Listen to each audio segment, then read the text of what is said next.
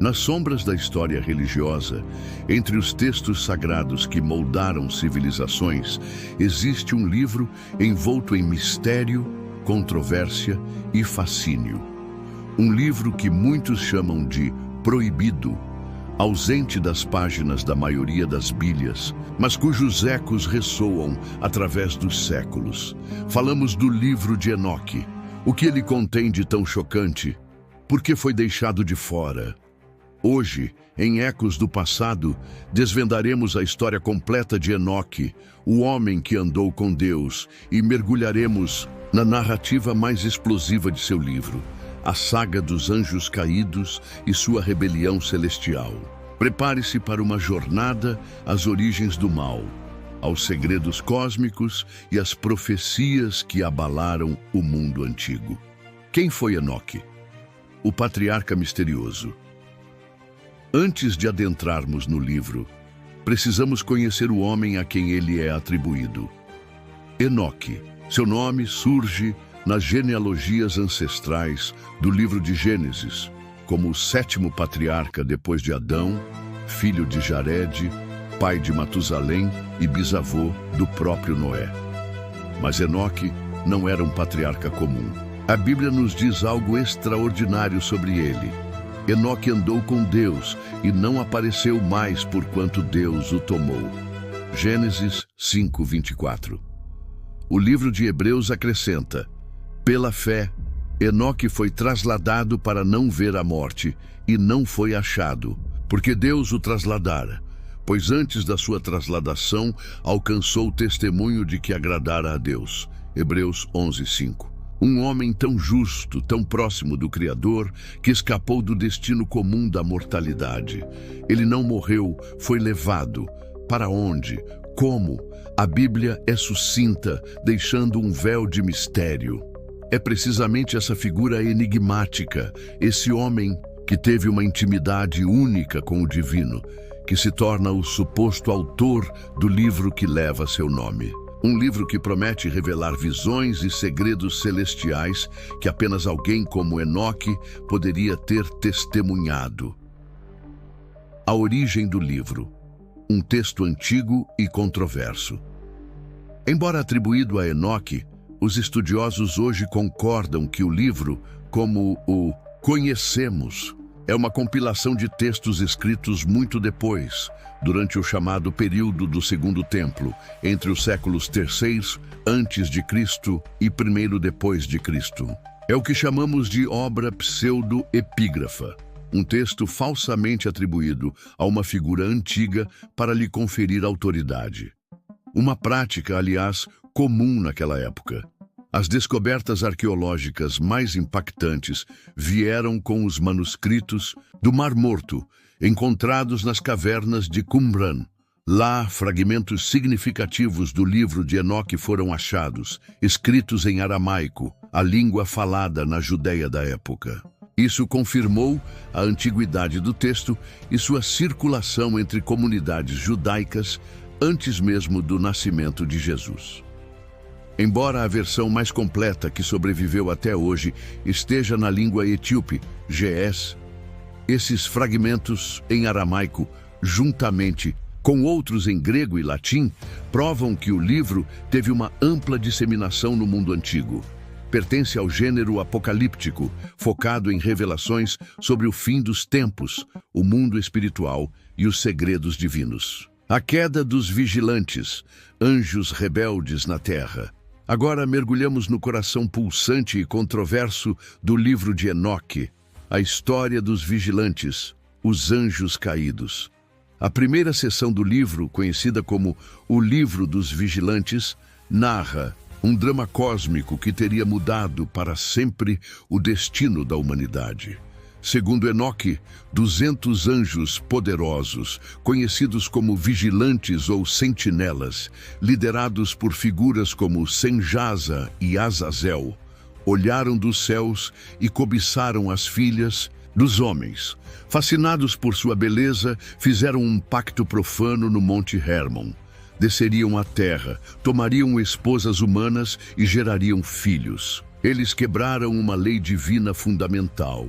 abandonando sua morada celestial e misturando o sagrado com o profano.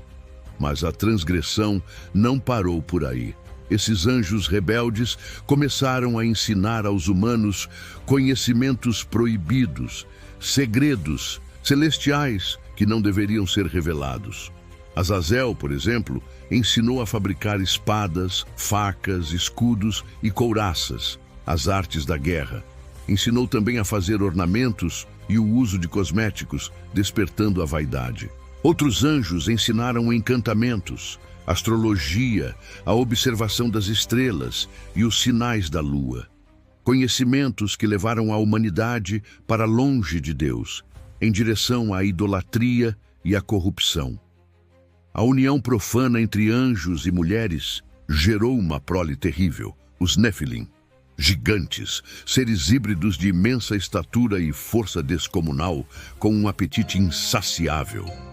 O livro descreve como esses gigantes devoraram todo o trabalho dos homens, e quando não havia mais o que comer, voltaram-se contra a própria humanidade, devorando carne humana, bebendo sangue e até mesmo atacando pássaros, animais selvagens e peixes.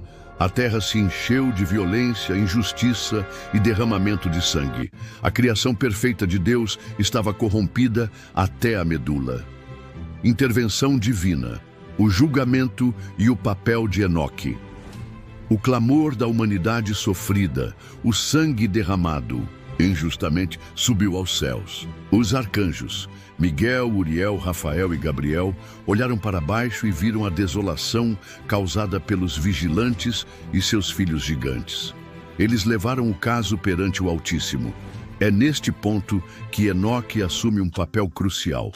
Ele, o homem justo, que andava com Deus, é escolhido como mensageiro divino. Ele recebe visões aterradoras do julgamento iminente.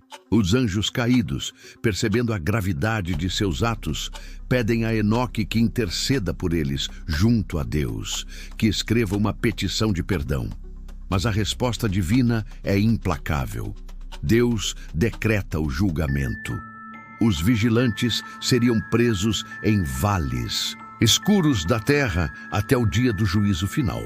Azazel, considerado um dos principais corruptores, recebe uma punição particularmente severa: ser lançado na escuridão total, coberto por pedras ásperas e pontudas. Os Néfilim, os gigantes, seriam destruídos. Uma guerra irromperia entre eles, levando-os à aniquilação mútua. E seus espíritos, por não serem nem totalmente humanos, nem totalmente angelicais, vagariam pela terra como espíritos malignos, demônios, atormentando a humanidade até o fim dos tempos. E para limpar a terra de toda a corrupção, violência e conhecimento proibido semeado pelos anjos caídos, Deus anuncia a purificação definitiva: o dilúvio. Uma catástrofe global que pouparia apenas Noé, o bisneto de Enoque, e sua família para recomeçar a história humana. Enoque, em suas visões, testemunha não apenas o julgamento, mas também vislumbres das moradas celestiais e dos abismos de punição, tornando-se o escriba do julgamento. Por que o livro foi excluído? A questão da canonicidade. Se o livro era conhecido e até citado nos primeiros séculos, por que ele se tornou proibido? Porque não faz parte da Bíblia que a maioria de nós conhece. A questão da canonicidade é complexa. O livro de Enoque nunca foi aceito no cânon judaico, estabelecido pelos rabinos após a destruição do Segundo Templo. No cristianismo, embora influente no início, sua autoridade foi gradualmente questionada. Pais da igreja como Jerônimo e Agostinho, figuras de enorme influência na formação do cânon cristão ocidental, expressaram dúvidas sobre sua inspiração divina. Argumentos contra sua inclusão envolviam sua natureza apocalíptica extravagante. Detalhes que pareciam contradizer outros textos bíblicos, embora as interpretações variem, e a própria questão da autoria pseudoepígrafa.